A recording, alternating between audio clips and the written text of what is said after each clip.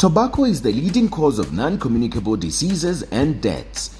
The World Health Organization estimates that 10 million people will die from tobacco consumption in 2020 alone.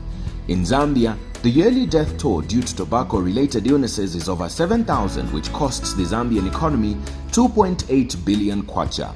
Consumption of tobacco products among youths and adolescents continues to increase, which prompted the Ministry of Health to declare tobacco use a serious threat to public health in 2018 and in fact the economy at large. It is against this backdrop that the Center for Trade Policy and Development (CTPD), in partnership with the Tax Justice Network Africa, has been implementing a tobacco advocacy project with the aim of inter alia developing the appropriate policies and legislation to control tobacco consumption. In this video you're about to watch, Honorable Dr. Sebastian Kopulande shares his story on how he overcame tobacco addiction. My name is Sebastian Kopulande. I am a Member of Parliament for Chembe constituency in Lopla province. I was born in Chembe, where I'm the Member of Parliament now. My involvement is tobacco health. I always say it's one of the most stupid things that I ever did in my life. Nonetheless, I told you that I went to Zambia National Service after my year Form 5 in 1978. Went to Kasama town. Every month we used to be paid 6 kwacha. It was a lot of money. We used to be paid 6 kwacha by the government every month. So we used to get this 6 kwacha. In my group there were 3 of us. 2 of the 3 were smoking. I was the only one who was not smoking. Okay, and that's where the story started. So when the money came, we bought what we wanted to buy, go and buy bread, and so we could have some musical privately and stuff like that. Then the other 2 guys would always use the remainder of their money, they buy cigarettes and they smoke it away.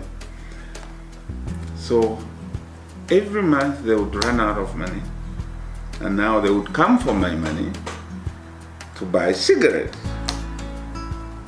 So that's when I said, hey, you guys, you're not going to use my 6 kwacha for smoking. So I also started smoking so that we all spend money fairly. That's how I started smoking. That was somewhere about February, March 1979. I started smoking. And I smoked all the way until 2011, 32 years. And I'm not ashamed to say this. I was not a casual smoker. I was a serious smoker. You've been here, I don't know, in the office how long? Maybe 20 minutes? I'll have smoked at least 2 or 3 cigarettes since you came in. So I was a very serious smoker. I smoked a minimum of a pack a day, which was 20 cigarettes a day. Sometimes I would smoke 2 packets a day, especially when I was working in State House with the intensity of the work because work in State House can be intense. One night on 24th November 2011, I had gone out for a drink with, I remember it was a Friday. I'd gone out for a drink with friends.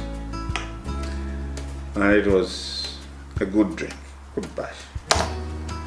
I smoked 2 packets and went into the 3rd pack. The next morning I woke up, my chest felt congested. I was struggling with breath. And my chest was so congested, I had so much pain. I then started asking myself, I said, look, this thing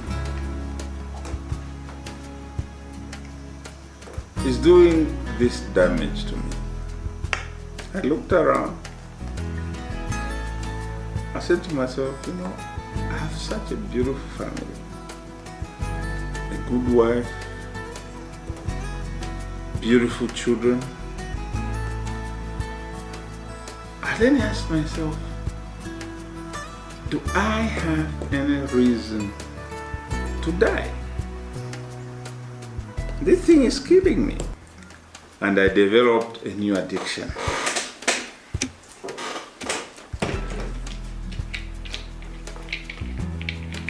This is my latest addiction. So, and I found it worked very well. Each time I felt like smoking, I drank water. Each time I felt like smoking, I drank water. Up to now, there's always water next to where I'm sitting. Now, I think let me say this. I thank God that I made that decision on 25th November 2011. I can assure you that if I had not stopped smoking, I would never have met him. I don't think I would be alive to this day. It just destroys the lungs. It causes cancer of the throat. It contaminates anyone else that is near you, and passive smoking is a real problem. And as we heard, the statistics show that at least in this country, no one really benefits from tobacco apart from big tobacco companies. It's not the tobacco farmers that really make money out of tobacco. Of what economic value is a product that kills the people for who any economic system is supposed to work? I don't agree that anything that kills the people is worthy being considered as economically beneficial. Beneficial to who? Young people, stay away from cigarettes. Stay away from tobacco. Even this new smoking style calling shisha, that's destructive to your lungs. You see, I used to smoke cigars because people used to tell me, no, it's cigars, you don't inhale, so it's a... No, once you put smoke in your mouth, regardless of what, it will go into your lungs. I used to be a cigar smoker. I used to smoke the pipe. I smoked anything that could be smoked. So of course, except the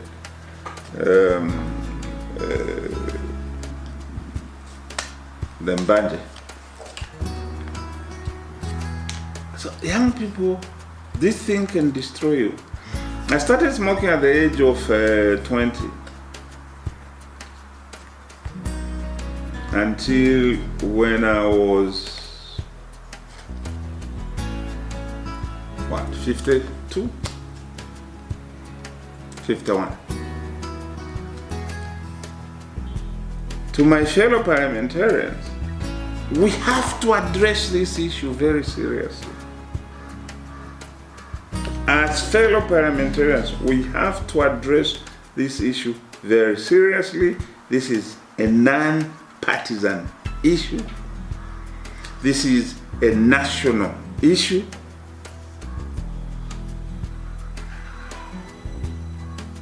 An issue of national importance on which we all must hold hands and unite and pass a law that will appropriately deal with the smoking menace in our country. It has to be dealt with. We are condemning, by being silent, we are condemning more people to death. What economic benefit does tobacco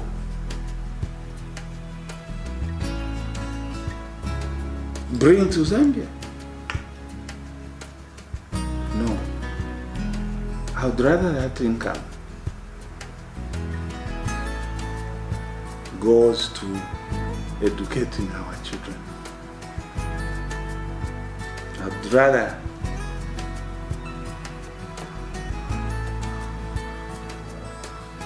we educate our children to get engaged in more productive economic activities that will improve